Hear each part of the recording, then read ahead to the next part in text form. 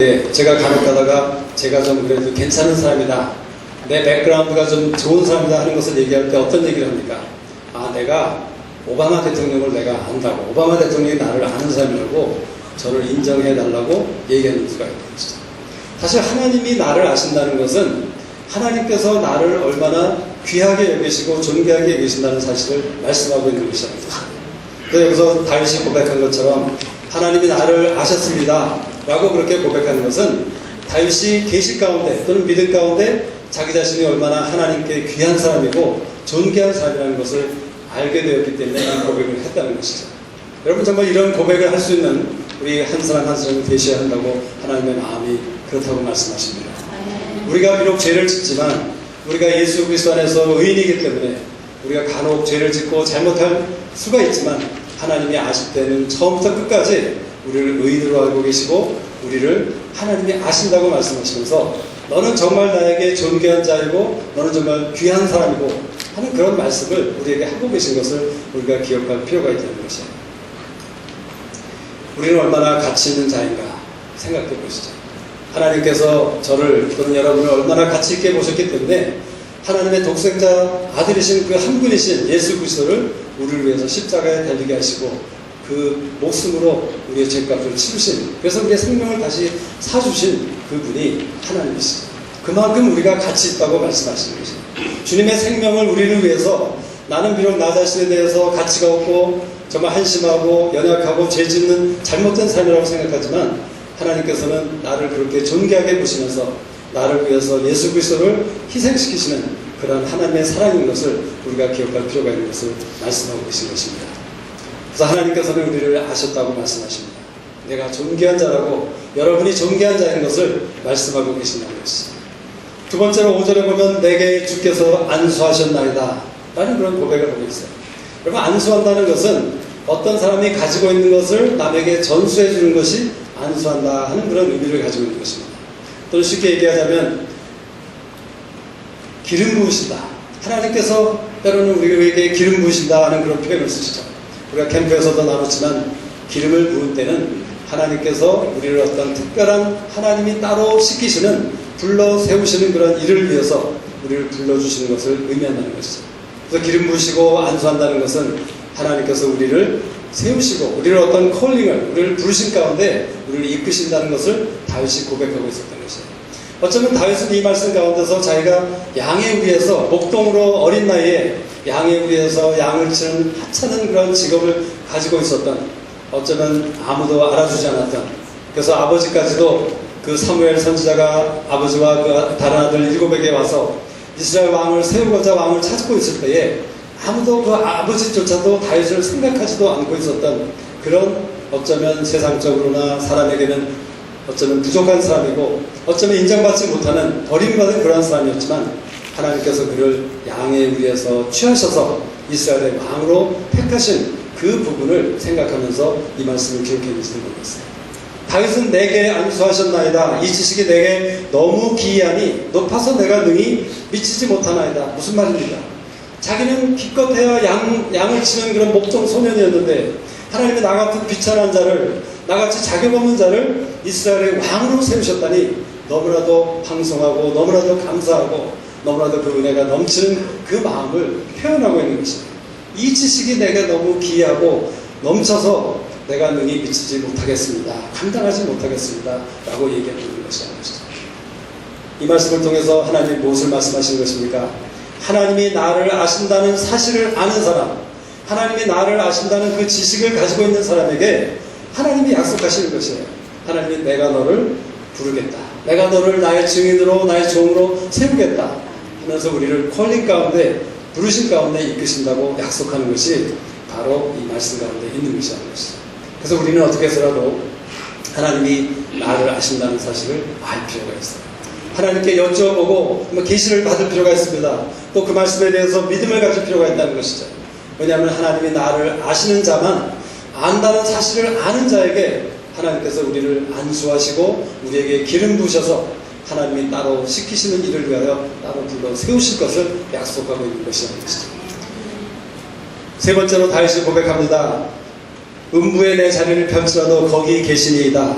더 나아가서 주의 손이 나를 인도하시며 주의 오른손이 나를 붙드시리다. 라고 세 가지 고백을 하고 있어요. 거기 계시고 나를 인도하시고 나를 붙드십니다. 라는 그런 고백을 한다는 것이죠. 저는 이 말씀을 보았을 때 하나님이 주신 예언이었습니다. 하나님이 우리를 부르셨을 때, 여러분 저나 여러분이 하나님의 부르심을 감당하고자 할 때, 특별히 우리 장막장이로서 우리가 삶을 살아야 되고 돈을 벌어야 되고 생활을 해야 되고 여러 가지 이 사람들과 세상들과 관계하는 가운데 하나님을 증거하고 하나님을 섬기는 일이 얼마나 쉬운 일이 아니지 않습니까? 근데 하나님께서 바로 그렇기 때문에 하나님께서 우리와 거기 계시고, 거기 계신다는 건 무엇이죠? 우리와 함께 계신다는 것을 말합니다. 하나님이 우리와 함께 계시고 우리를 인도하시고 우리를 붙드신다고 약속하신 것이죠.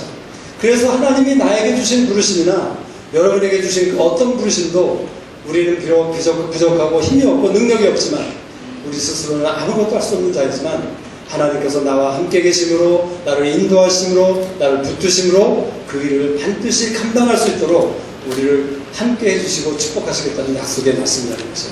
바로 다윗이 이 사실을 알았기 때문에 하나님이 거기 계시고 나를 인도하시며 주의 오른손이 나를 붙드십니다. 라고 그렇게 고백을 했다는 것이죠. 제가 다윗의 삶을 살펴보았습니다. 사무엘상 말씀을 쭉 살펴보니까 하나님이 다윗과 어떻게 함께 하셨는가. 물론 다윗의 삶에 함께 하셨다는 사실은 우리 모두가 인정할 수 있는 사실이죠. 특별히 사무엘상 17절에 보면 다윗이 사울을 떠나고 사울을 도망해서 이제 광야로 들어갔습니다. 광야에서 외로웠습니다. 근데 하나님이 어떻게 하시죠? 그 광야에 있는 홀로 있었던 다윗에게 하나님께서 그 형들과 온 아비와 또 그리고 400여 명의 환난당한 자, 빚진 자, 마음이 억울한 자들을, 원통한 자들을 다윗에게 보내주셔서 함께 있게 하셨다는 것입니다. 네, 놀라운 사실은 그 형들이 함께 왔다는 것입니다. 여러분 아시죠? 그 다윗이 그 이스라엘 백성들이 골리앗과 싸울 때, 블레셋 사람들과 싸울 때에 그 골리앗이라는 그 거인이 나왔을 때 모두가 두려워서 어쩔 줄 모르고 전전긍긍하고 어려운 가운데 있었을 때에 다윗이 그것에 대해서 묻습니다. 그 골리앗이 누군데, 어떤 놈인데 하면서 물었을 때 그 형이 다윗에게 뭐라고 합니까? 내가 여기 놀러 왔니? 너는 정말 세상도 모르면서 너까지 이렇게 무엇을 하겠다고 하면서 그 장형이 그 다윗을 아주 깔보고 경멸하는 그런 장면이 기록되어 있는 것이죠. 그리고 그 다윗을 사무엘 선지자가 안수했을 때, 기름 부었을 때에 그때 분명히 성경 말씀에 보면 그 모든 7 형들이 함께 있었던 것을 볼 수 있습니다. 그렇다면 7 형들은 이 다윗이라는 자기 막내 동생이 하나님의 부르심을 받고 기름 부으심을 받은, 안수받은 이스라엘의 왕이 될 것이라는 사실을 분명히 알고 있었다는 것이죠. 그런데도 그들은 그 다윗을 하나님을 인정하지 않고 다윗을 경멸하고 다윗을 외면했던 것이에요. 그런데 이제 그 형들이 혼자 있는 그 다윗에게 와서, 아비와 함께 와서, 그리고 또 400명의 그 환난당한 자, 빚진 자들과 함께 와서 다윗과 함께 거하게 하셨다. 이것을 통해서 다윗은 하나님이 나와 함께 하시는구나 하는 그런 사실을 분명히 알게 되었던 것이죠. 하나님이 다윗을 인도하셨습니다. 우리가 사무엘상을 계속 읽어나가면 하나님께서 다윗이 그 블레셋 사람이 그릴라 성을 쳐들어옵니다. 그럴 때 다윗이 하나님께 묻죠. 하나님, 내가 이 그릴라 성의 그 거민을 가서 도와줄까요 말까요? 라고 묻습니다. 그 다윗과 함께 했던 400여 명의 용사들은 뭐라고 합니까? 아니, 지금 우리도 지금 급급한데, 우리도 살아남기 힘든데 어떻게 지금 그릴라 거민을 구하겠다고, 우리 힘이 얼마 되지도 않는데 거기 갈 수 있는가 하면서 하나님께서 가라고 하신 그 명령에 순종하지 않고자 한다는 것이죠. 근데 다윗은 어떻게 했습니까? 다윗은 하나님의 말씀에 순종하고 그릴라 거민을 구원했습니다.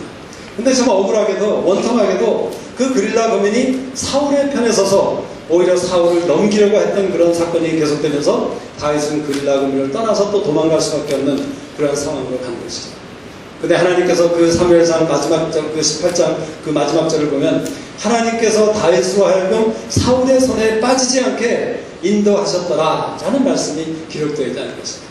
여러분, 우리가 하나님을 따르고 순종할 때, 비록 우리 인간적인 생각으로는 나의 부르심을 감당하려고 할 때 이것이 아닌 것 같고 계산상으로 맞지가 않고 힘들고 내가 할 수 없는 그런 일이라고 할지라도 말씀에 순종하고 나아갈 때 하나님께서 우리를 인도하신다고 약속하는 것입니다. 우리를 인도하실 것입니다. 그래서 여러분이나 제가 그 하나님의 부르심을 내 마음에 간직하고 내가 비록 이러한 사람밖에 안 되지만 하나님이 나를 부르셨기 때문에 내가 이스라엘의 왕이 될 수 있는 것이고 내가 장막장이로서 하나님을 증거하는 증거자와 종이 될 수 있다는 사실을 우리가 믿음으로 나갈 때 하나님께서 반드시 우리의 길을 인도하실 것을 우리가 기대할 수 있고 바랄 수 있다는 것입니다. 하나님께서 다윗을 붙드셨어요. 다윗이 인간적인 마음 가운데 사울을 도망다니다가 피곤하고 힘드니까 이렇게 생각합니다. 스스로 생각하기를, 그 스스로 마음에 생각하기를 하면서 다윗이 어떻게 합니까? 내가 그러면 차라리 사울의 대적이었던 블레셋 사람의 손에 들어가면 그 사울이 쫓아오지 못하겠지. 그래서 다윗이 그 아기스 왕이라는 블레셋 사람의 왕인 그 아기스 왕의 수하로 들어가게 됩니다. 그래서 결국은 나중에 블레셋 사람이 사울과 싸우려고 마지막 전쟁을 하려고 할 때 아기스 왕이 다윗을 데리고 나가는데 다른 블레셋 방백들이 이 다윗이야말로 사울은 백배교 다윗은 천천이라 하는 그런 백성들의 환영을 받았던 사람인데 어떻게 우리가 그 원수되는 그 이스라엘 백성 중에 하나인 다윗을 우리와 함께해서 전쟁에 나가겠냐 하면서 반대를 했기 때문에 아기스 왕이 할 수 없이 다윗을 돌려보내죠. 그래서 다윗이 그 자기 그 친구들과 모든 가족들이 있던 그곳으로 다시 돌아오게 됩니다. 근데 돌아왔을 때 어떤 일을 보게 됩니까? 아말렉 사람들은 해적이었어요. 아주 치사하고 더러운 도둑놈들이었습니다. 좀 잔도둑이었습니다. 그래서 하나님께서는 그 아말렉 족속을 아주 미워하셨죠. 그래서 그 아말렉 족속을 멸하기까지 라고 말씀하시면서 하나님은 그 아말렉 족속을 나중에 에스더 시대에 멸종하는 그런 일을 이루십니다. 근데 그 아말렉 족속이 다윗의 집과 모든 신하들 그 부녀들과 모든 재산을 다 납치해서 훔쳐가지고 아말렉 족속이 떠나갔습니다. 그래서 그 백성들이 어떻게 합니까? 백성들이 자기의 잡혀간 자녀들로 인해서 너무나 마음이 슬프다 보니까 자기들의 대장이 되었고 인도자가 되었던 다윗을 돌로 치고자 했습니다. 그런데 다윗이 하나님을 의지하여 라는 그런 말씀을 통해서 하나님께 힘을 얻어서 그가 아말렉을 쫓아가서 드디어 다시 모든 것을 되찾게 되는 그런 일들이 있게 되는 것이죠. 하나님께서 비록 다윗이 인간적인 마음과 잘못된 마음 가운데 실수하였고 그 죄를 지었지만 하나님께서는 그를 붙드셔서 그로 하여금 넘어지지 않게 하시고 그로 하여금 망하지 않게 하셨던 것을 우리가 기억하는 것입니다. 그래서 다윗이 그 다음에 고백하는 것이 무엇입니까? 주께서 내 장부를 지으시며 나의 모태에서 나를 조직하셨나이다. 이 영어 성경을 보면 13절의 말씀은 왜냐하면 주께서 내 장부를 지으셨고 나의 모태에서 나를 조직하셨기 때문입니다 라고 그렇게 고백하는 것이에요. 한글 성경을 보면 이것이 분명하지 않지만 영어 성경에는 분명합니다. 다시 말하자면 1절부터 12절까지 다윗이 고백했던 것처럼 하나님이 나를 아십니다. 하나님이 나를 안수하셨습니다. 하나님이 나와 함께 계시고 나를 인도하시고 나를 붙드십니다. 왜냐하면 하나님께서 나를 지으셨고 나의 모태에서 나를 조직하셨기 때문입니다 라는 그런 고백을 하고 있는 것이라는 것입니다. 하나님이 나를 만드시고 여러분을 만드셨기 때문에 하나님께서 우리를 그만큼 소중하게 여기시고 예배서서에 보면 어떻게 되어 있죠? 우리를 하나님이 만드셨는데 우리를 하나님의 걸작품이라고 얘기하고 있어요. 하나님이 자랑스럽게 나의 작품이라고 걸작품이라고 여길 수 있는 우리 한 사람 한 사람이기 때문에 하나님이 우리를 아시고 우리를 안수하시고 우리와 함께 계시고 인도하시고 우리를 지키시고 붙드신다고 이 13절의 말씀이 고백하고 있는 것이라는 것이죠. 그래서 마침내 이 사실을 알게 된 다윗이 어떻게 고백을 합니까? 하나님이 나를 지으심이 신묘막측하십니다. 그리고 더 나아가서 주의 책에 나에 대한 모든 생각이 다 기록이 되었고 주의 생각이 어찌 그리 보배로우신지요 그 수가 어찌 그리 많은지요 내가 세려고 할지라도 그 수가 모래보다 많도소이다. 하나님이 우리와 저나 여러분에 대한 생각이 그 보배로운 생각이 바닷가의 모래와 같이 많다고 해요. 근데 그 사실을 우리가 알지 못하고 잊어버리고 망각하고 있기 때문에 우리는 계속해서 대적의 거짓말에 속아서 우리는 나 자신을 컨덴하고 나 자신이 실패자라고 하고 하나님이 나와 함께 하신다는 사실을 망각하고 우리는 계속해서 걱정하고 두려워하고 어려운 가운데 살고 있다는 것이죠. 하나님은 우리를 복 있는 삶으로 부르셨습니다. 시편 1편 6절에 보면 왜냐하면 의인의 길은 하나님께서 인정하시나 악인의 길은 그렇지 아니하니 악인은 망하리로다 라고 선포하셨어요. 대저 의인의 길은 하나님께서 인정하시나, 그 인정하신다는 단어는 안다는 단어, 이 다윗이 시편 139편에서 얘기하고 있는 아셨나이다 아셨나이다 하는 그 단어, 동일한 단어입니다. 하나님이 의인의 길을 아시기 때문에 어떻게 하십니까? 하나님께서 우리를 인도하시고 붙드시고 우리가 함께 하시기 때문에 그런 모든 것을 통해서 하나님이 우리를 아시는 것이죠. 근데 그러한 삶을 하나님은 뭐라고 말씀하시냐면 의인의 삶이라고 말씀하시는 것이에요. 또 의인의 삶이 무엇입니까? 시편 1편부터 5절을 읽어보면 바로 복 있는 사람의 삶이라는 것이죠. 또 복 있는 사람의 삶은 어떤 것입니까? 마치 그의 삶은 마치 시냇가에 심은 나무와 같은 삶이라고 얘기하셨어요. 그래서 시절마다 과실을 맺고 잎사귀가 풍성한 그런 나무와 같은 삶이라고 하나님께서 우리를 축복하셨다는 것이죠. 여러분, 우리가 하나님이 나를 아신다는 사실을 우리가 인정하기 시작할 때 하나님께서 나를 얼마나 귀히 여기시고, 여러분, 내가 가치 있는 삶이라면 가치에 맞게끔 쓰시지 않겠습니까? 여러분, 제가 가치 있는 어떤 물건인데 그 가치 있는 물건을 쓸데없는 물건에 쓸데없는 목적에 사용하거나 또는 저 구석에 처박아 둔다면 얼마나 잘못된 일입니까? 하나님께서 저나 여러분을 그렇게 존귀하게 여기신다면 하나님은 존귀한 목적과 가치 있는 일에 우리를 사용하신다는 것이죠. 그래서 내가 그 사실을 아는 가운데 하나님이 나를 부르셨구나, 하나님이 나의 삶 가운데, 장막장의 삶 가운데서 나를 주님의 종으로, 주님의 증인으로 부르셨구나 하는 사실을 인정하고 믿음으로 나갈 때 하나님이 우리를 붙드십니다. 우리를 인도하십니다. 우리를 함께 하십니다.